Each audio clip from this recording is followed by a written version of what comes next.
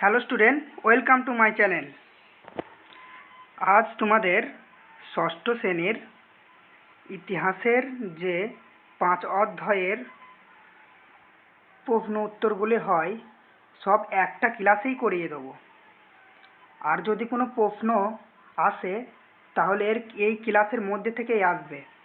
আর যদি কেউ পিডিএফ পেতে চাও তাহলে ফ্রিতেই পাবে। ডেসক্রিপশন বক্সে হোয়াটসঅ্যাপ নম্বর দেওয়া থাকবে, হোয়াটসঅ্যাপে পিডিএফ বলে মেসেজ করবে, পিডিএফ পেয়ে যাবে। ঠিক আছে, তো চলো প্রথম কোশ্চেন শুরু করা যাক।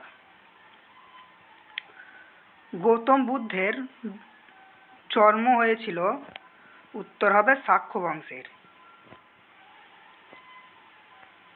পার্শ্বনাথ কততম যৌন তীর্থঙ্কর ছিল? 23তম। মগধের রাজধানী কোথায়? রাজগৃহে। দ্বাদশ অঙ্গ কোন ধর্মে ছিল? জৈন ধর্মে। হীনযান ও মহাযান কোন ধর্মের ছিল? বৌদ্ধ ধর্মের। ভারতে মোট কয়টি মহাযান পদের অস্তিত্ব পাওয়া যায়? 16টি। এটাই উত্তরটা দেখা যাচ্ছে না, ঠিক আছে? উত্তর তোমরা লিখে নেবে, 16টি মহাযান পদের অস্তিত্ব পাওয়া গিয়েছিল। মগধে কখন হর্যঙ্ক বংশ শাসন শুরু হয়? হর্যঙ্ক বংশ শাসন শুরু হয়েছিল 545 খ্রিস্টপূর্বাব্দে। ঠিক আছে, পূর্বাব্দ মানে যীশুখ্রিস্টের জন্মের আগে। জৈন ধর্মের মোট তীর্থঙ্কর সংখ্যা ছিল 24টি। 24তম কে ছিল? মহাবীর। ঠিক আছে, আর 23তম পার্শ্বনাথ, আর প্রথম তীর্থঙ্কর ছিল ঋষভনাথ, যিনি জৈন ধর্মের প্রতিষ্ঠাতা বলা হয়। যদি বলা হয় প্রকৃত প্রতিষ্ঠাতা তাহলে হবে মহাবীর। ঠিক আছে, মনে রাখবে। কে কেবলিন নামে পরিচিত ছিলেন? কেবলিন নামে পরিচিত ছিলেন মহাবীর। কেবলিন নামে পরিচিত ছিলেন মহাবীর। মহাবীর নিষ্ক্রমণটা কি? মহাবীর নিষ্ক্রমণ হচ্ছে গৌতম বুদ্ধের গৃহ ত্যাগের ঘটনা। আর যদি বলা হয় মহাপরিনির্বাণ তাহলে হবে দেহ ত্যাগের ঘটনা, মানে মারা যাওয়ার ঘটনা। ঠিক আছে, মহাবীর নিষ্ক্রমণ মানে গৃহ ত্যাগের ঘটনা, আর মহাপরিনির্বাণ মানে দেহ ত্যাগের ঘটনা। দ্বিতীয় বৌদ্ধ সঙ্গীত কার শাসনকালে অনুষ্ঠিত হয়েছিল? কালাশক বা কাক বর্ণের আমলে দ্বিতীয় বৌদ্ধ সঙ্গীত অনুষ্ঠিত হয়েছিল। বসুমিত্র কে? কাশ্মীরের অনুষ্ঠিত চতুর্থ বৌদ্ধ সঙ্গীতের সভাপতি ছিল। ঠিক আছে, এখানে উত্তরটা দেখা যাচ্ছে না। কাশ্মীরে অনুষ্ঠিত চতুর্থ বৌদ্ধ সঙ্গীতের সভাপতি বসুমিত্র। গৌতম বুদ্ধের পূর্ব নাম কি ছিল? সিদ্ধার্থ বা গৌতম। বুদ্ধদের রাজধানী বৈশালী। খুব ইম্পর্টেন্ট, বুদ্ধদের রাজধানী বৈশালী। লিচ্ছবি কাদের বলা হতো? বৈশালীর আশেপাশে যেসব বুদ্ধি বাস করত তাদের লিচ্ছবি বলা হতো। আজীবক গোষ্ঠী কে তৈরি করেন? আজীবক গোষ্ঠীর প্রতিষ্ঠাতা হচ্ছে মঙ্খলি পুত্র গোসাল। ঠিক আছে, মঙ্খলি পুত্র গোসাল। হীনযান ও মহাযান বৌদ্ধরা কবে আলাদা হয়ে যায়? চতুর্থ বৌদ্ধ সঙ্গীতে। সম্রাট কনিষ্ক কোন বৌদ্ধ ধর্মের মতের সমর্থক ছিলেন? অ্যান্সার হবে মহাযান। মহাযান বৌদ্ধ মতের সমর্থক ছিলেন। জৈনদের পবিত্রতম তীর্থক্ষেত্র কোনটি? সামেত শিখর। কোন মহাযান পথটি দক্ষিণ ভারতে ছিল? অ্যান্সার হবে অসমক। দক্ষিণ ভারতে একমাত্র অসমক ছিল। ঠিক আছে, অ্যান্সারটা তোমরা দেখে নেবে। দ্বাদশ অঙ্গ কি? জৈন ধর্মের মূল উপদেশগুলি 12টি ভাগে সাজানো হয়েছিল। এই ভাগগুলিকে বলা হয় আলা। অঙ্গগুলি সংখ্যার 12টি থাকায় এগুলিকে একসঙ্গে দ্বাদশ অঙ্গ বলা হয়। এটা অষ্টাঙ্গী মার্গ হবে, ঠিক আছে। এটা স্পেলিং ভুল হয়ে গেছে। অষ্টাঙ্গী মার্গ কাকে বলে তোমরা দেখে নাও। যে দুঃখ থেকে মুক্তি পাওয়ার জন্য বুদ্ধদেব 8টি উপায় নির্দেশ করেছিলেন। এদের একসঙ্গে মার্গ বলা হয়। মার্গ মানে পথ, তাই 8টি মার্গ বা পথ একসঙ্গে অষ্টাঙ্গী মার্গ বলা হতো, ঠিক আছে। মার্গ কথার অর্থ হচ্ছে পথ। কোথায় কটি বৌদ্ধ সঙ্গীত ডাকা হয়েছিল? মোট 4টি বৌদ্ধ সঙ্গীতের কথা জানা যায়। এগুলি অনুষ্ঠিত হয়েছিল রাজগৃহে, বৈশালী, পাটলিপুত্র আর কাশী। দেখো এটা কাশী আছে তো, এটা কাশ্মীর হবে, ঠিক আছে। চতুর্জাম ব্রত কাকে বলে?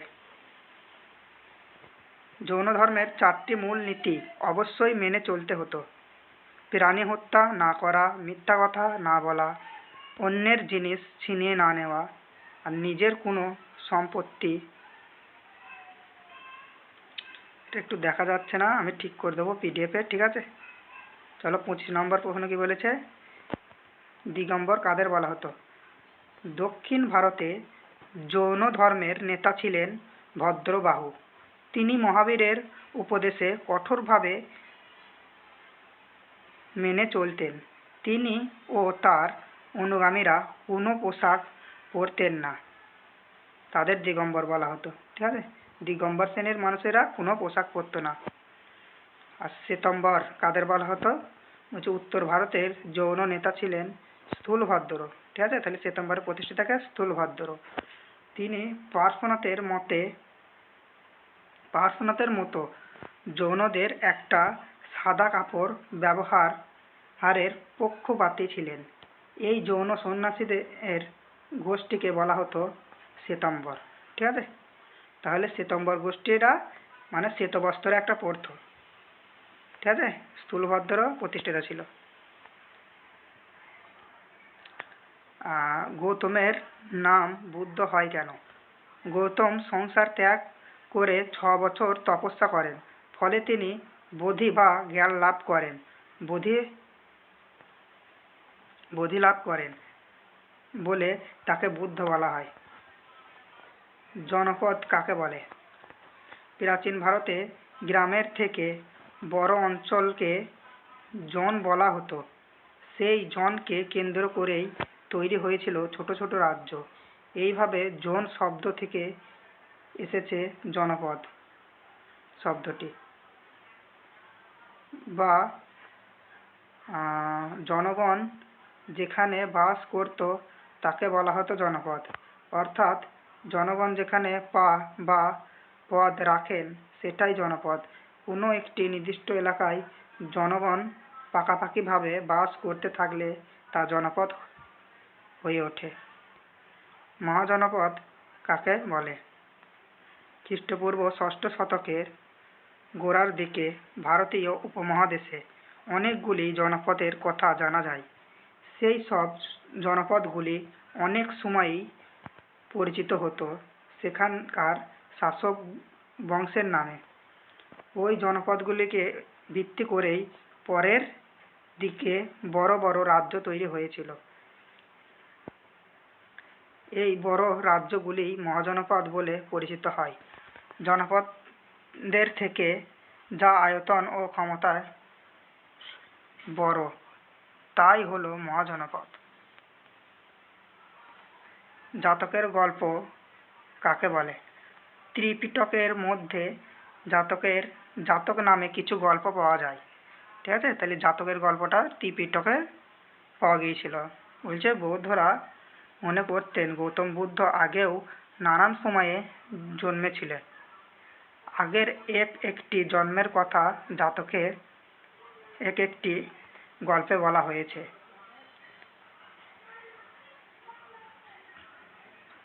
কি এটা 500-র বেশি জাতকের গল্প রয়েছে।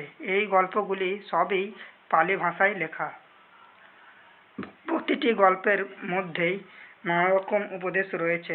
সাধারণ মানুষের মধ্যে ধর্ম প্রচারের জন্যই জাতকের গল্পগুলি ব্যবহার করা হতো। এই গল্পগুলি থেকেই সেই সময়ের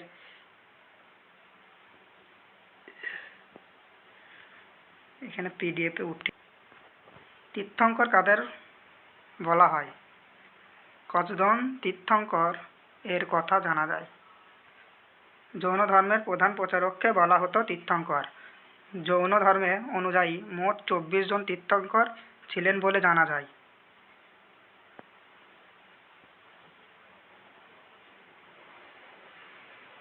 এই তীর্থঙ্করদের মধ্যে শেষ দুজন ছিলেন পার্শ্বনাথ ও বর্ধমান মহাবীর। ঠিক আছে, আজকের প্রশ্ন এটুকুই। বড় কোশ্চেনের মধ্যে দুটো কোশ্চেন একটু কোশ্চেনের উত্তরগুলো দেওয়া ছিল না, ঠিক আছে, আমি পিডিএফে ঠিক করে দেবো।